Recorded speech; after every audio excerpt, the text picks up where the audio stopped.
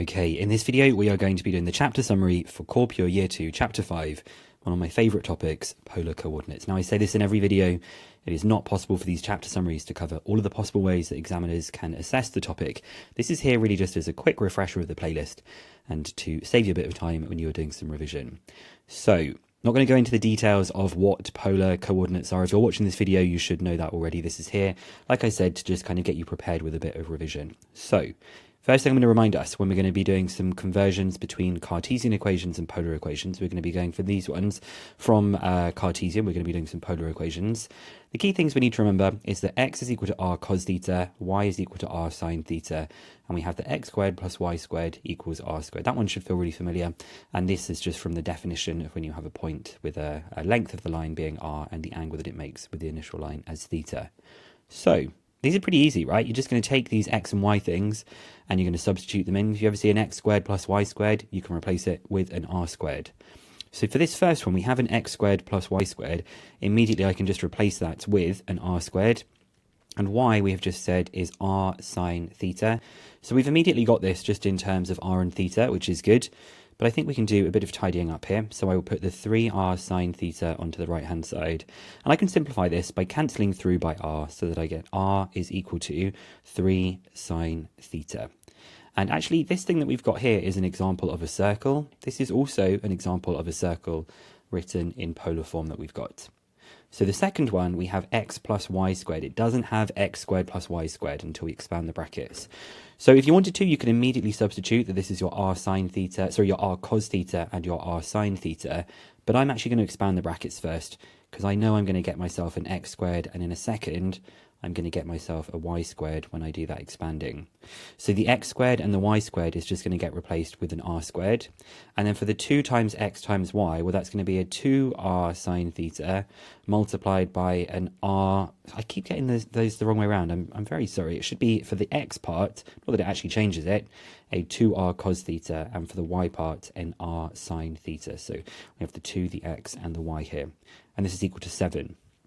So we then have an r squared plus 2r squared cos theta sine theta is equal to 7. So they've both got an r squared here, and we then get left with a 1 plus 2 cos theta sine theta equals 7. I'm just trying to tidy it up, make it look as neat as possible. And I'm sure you know that 2 cos theta sine theta is the same as sine 2 theta. Maybe not necessary to put it in that form, but it's further maths after all. It's the kind of thing we might need to be looking for. So we're going to have it as 7 over 1 plus sine 2 theta. Now, we do normally have r as the subject. It's actually okay to have r squared as the subject. It's fine to do. Here, we decided to have it with r because we could very easily cancel by r. So we then have this strange looking one. We have x plus a for this, and we have y equals on the left. So I'm going to use those things. My y is r sine theta, my x is r cos theta, and then I have an r cos theta plus a. So immediately, like I did before, I can cancel out an r here and here so that I have the sine theta equals cos theta, r cos theta plus a. I'm going to try and make r the subject, so I will divide by cos theta rather than bothering to expand the brackets here. Sine theta divided by cos theta is going to be tan theta. So tan theta is r cos theta plus a. So to make r the subject, I'm going to put it on the left-hand side. I will get that my r cos theta is equal to tan theta minus a that we've got for this part. And then I'm just going to divide by cos theta. And you're doing further maths, you know, instead of dividing by cos theta, we can multiply by sec theta. It just looks a little bit neater. Instead of having it written like this, we can just write it as tan theta sec theta minus a sec theta. Now, there's plenty of things that would look equivalent to this. So as long as you can check to see it's the same as that, it is all good. Okay, we're then going to take these two polar curves, and we're going to try and write them in Cartesian. These I think are a bit harder to do. This is why I did them second. We are trying to build r cos theta and r sine thetas to get back to x and y. So if we don't have r cos theta and r sine theta, not so good. We might need to kind of manufacture those in some kind of way that will get us back to it. And also, remember that r squared is equal to x squared plus y squared. So if we ever get an r by itself, we can replace it with x squared plus y squared to the power of a half. In other words, being square rooted like this.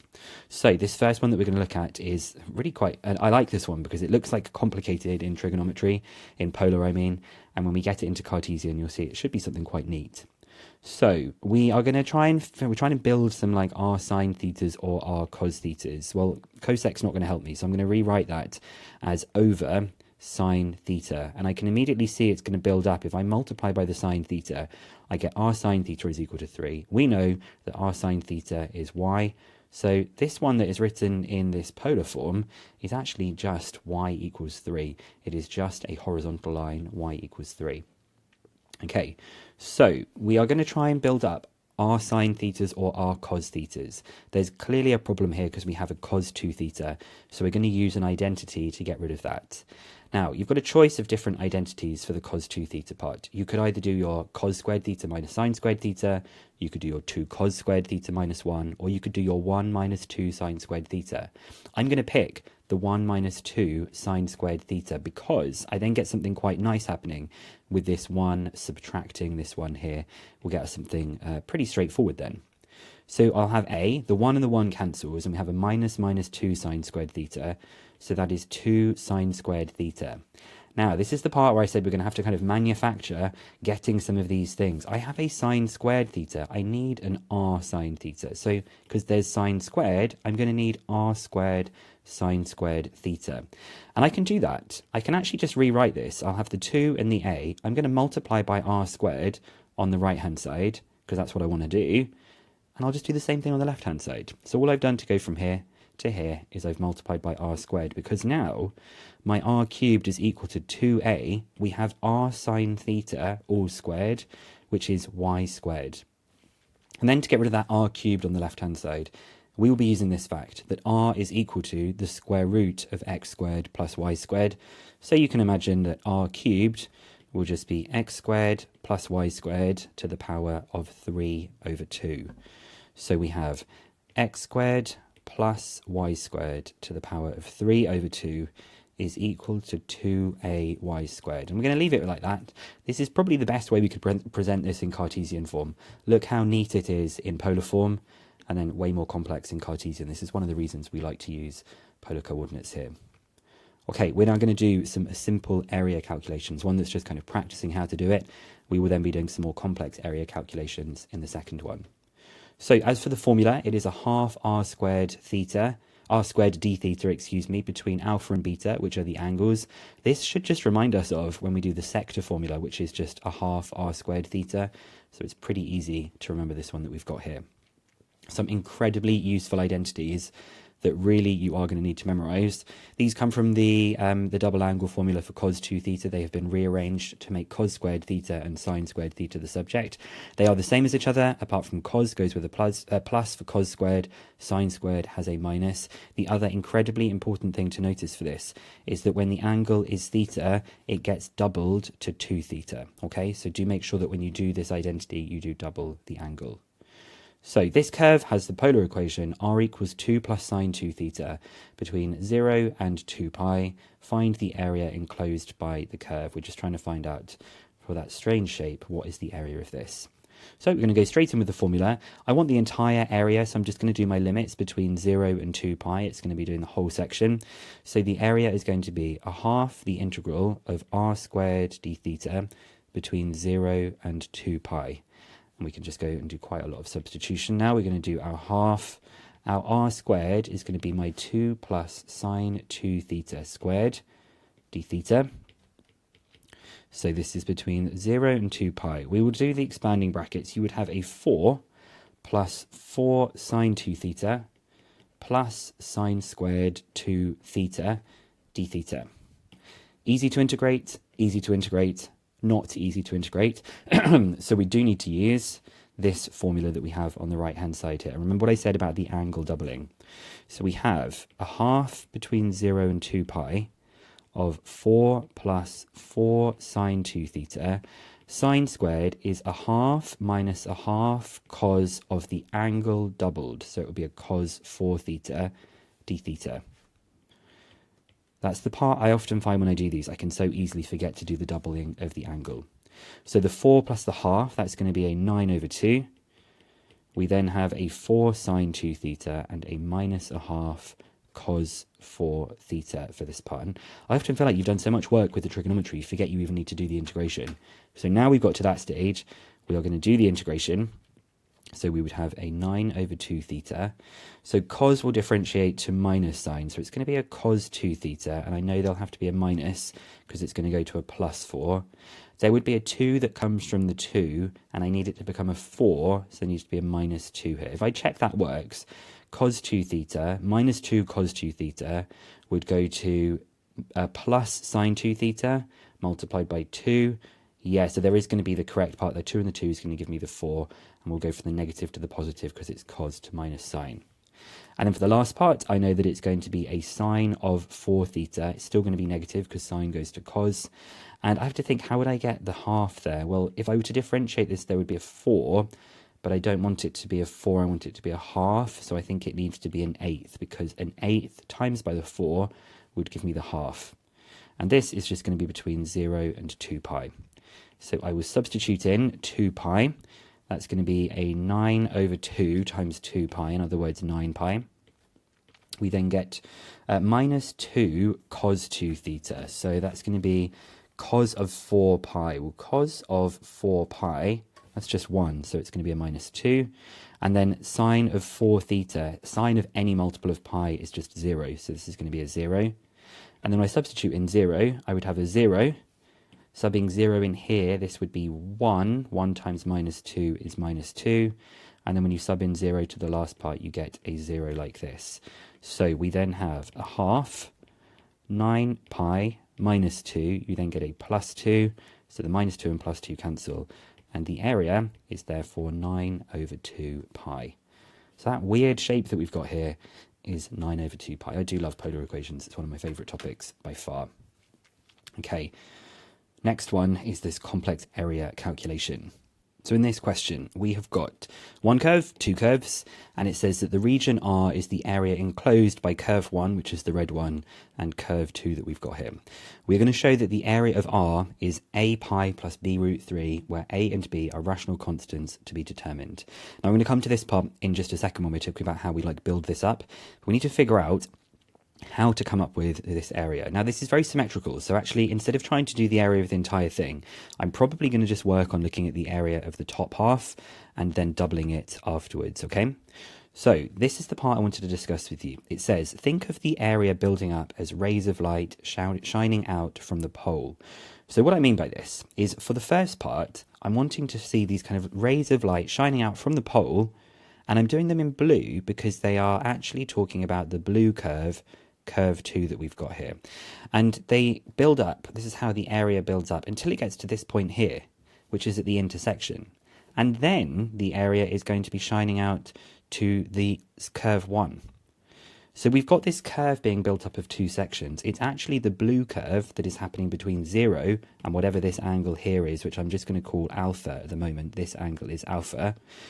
And then after we've gone to alpha, it is going to be going for the red section from whatever that angle is all the way around to pi at this point, because clearly that's where it will finish up, at pi. So in terms of the strategy, I think the first thing that I need to do is find alpha, i.e. where they intersect.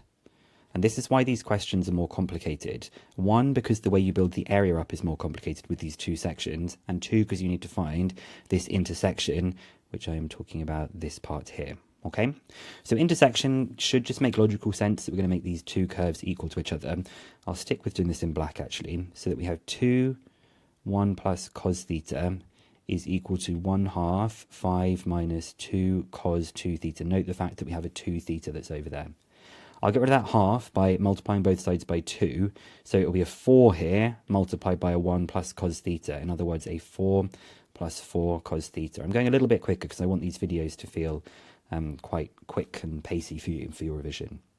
And I'm also, in this line, with my 5 minus 2 cos 2 theta, I'm going to replace the cos 2 theta with one of my identities. Think which one it should be. I have a cos theta here. I want the whole thing to be in the language of cos theta. So I'm going to use the 2 cos squared theta minus 1 for the cos 2 theta identity that we have there. You should notice what kind of equation this is. This looks to me like it is going to be a quadratic. So we get a minus 4 cos squared theta and then a plus 2. Putting it all on one side, that is a 4 cos squared theta plus 4 cos theta. We will then have the 4 minus the 7, being the 5 and the 2, the 7. 4 minus 7 is minus 3 like this.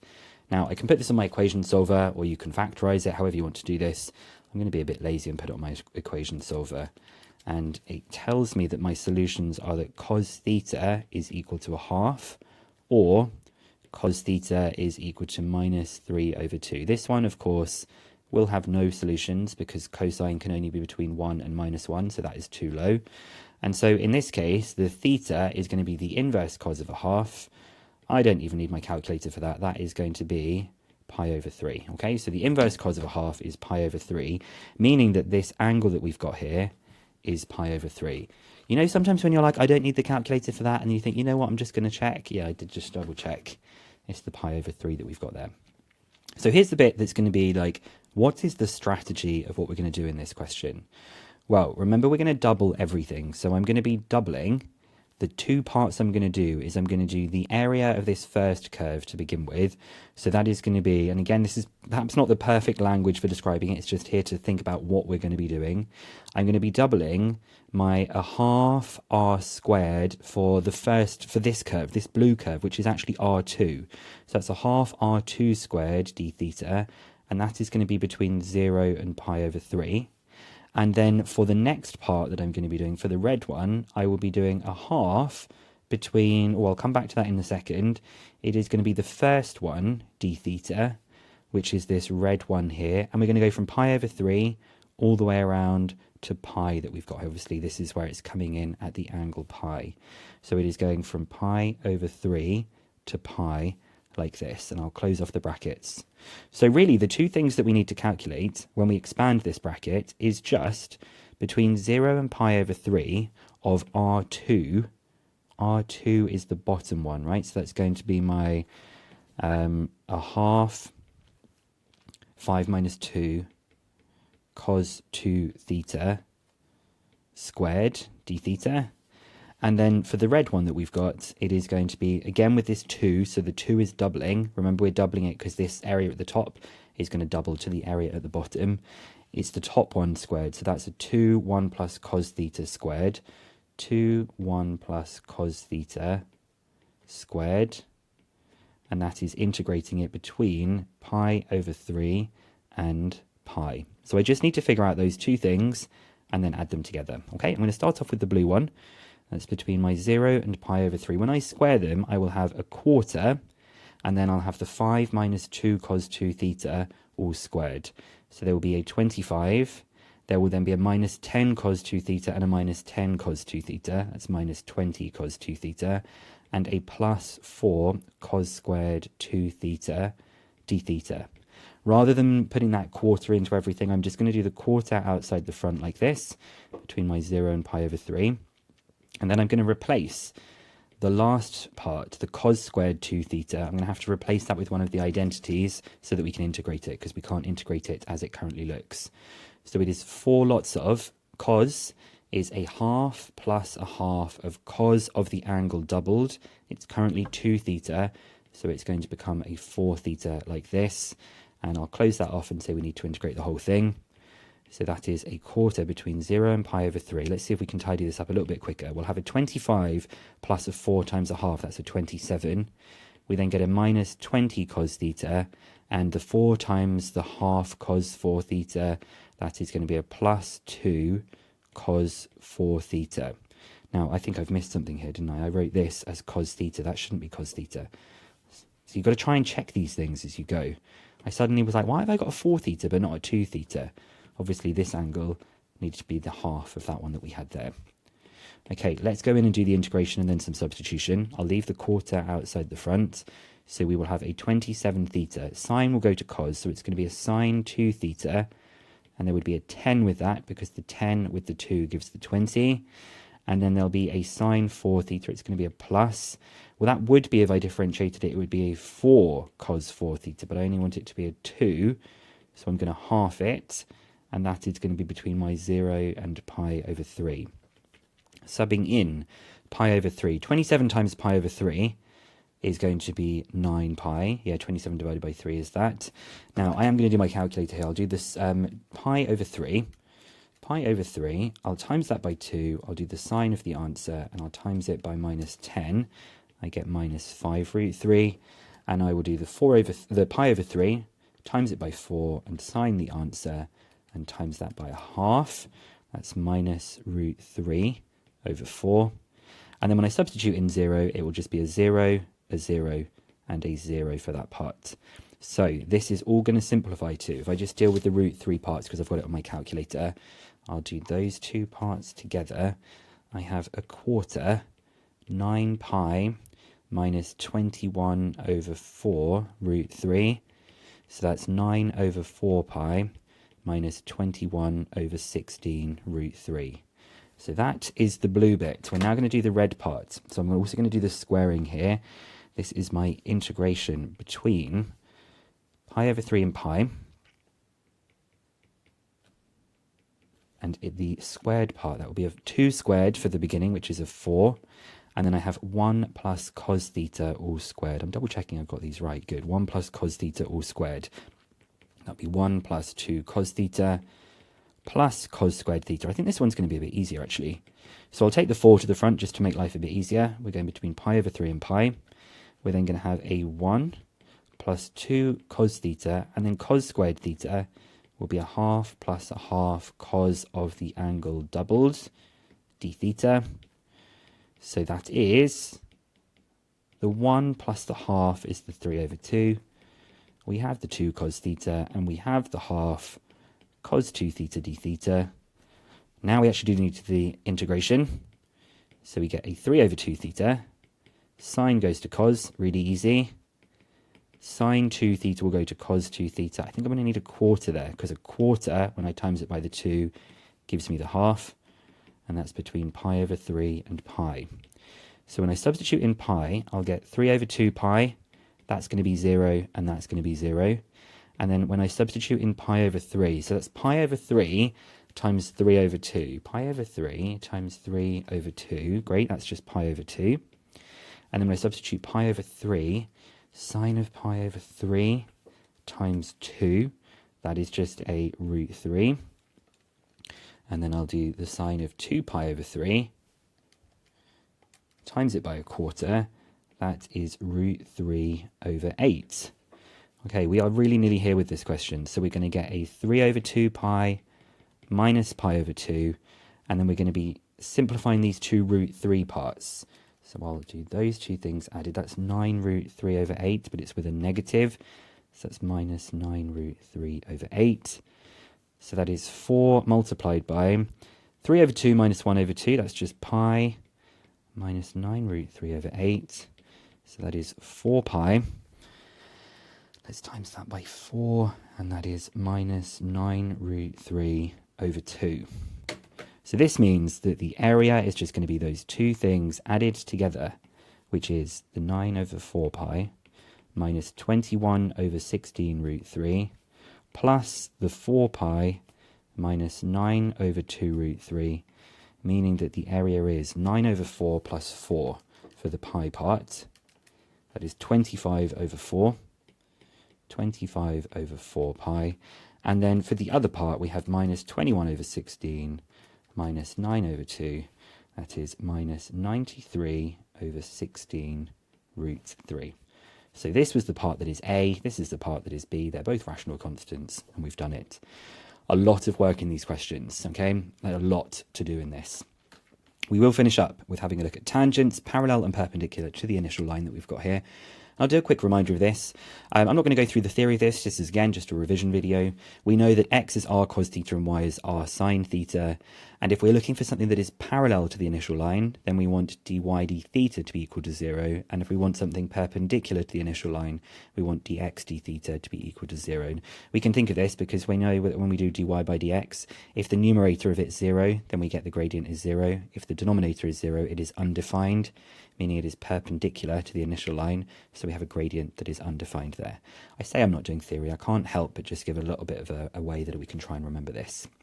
So we have this curve C with polar equation r equals 3 plus root 2 cos theta. We're only looking at the first quarter of it between 0 and pi over 2. And it says the tangent to C at a point A on the curve is parallel to the initial line. Point O is the pole. Find the exact length of the line OA.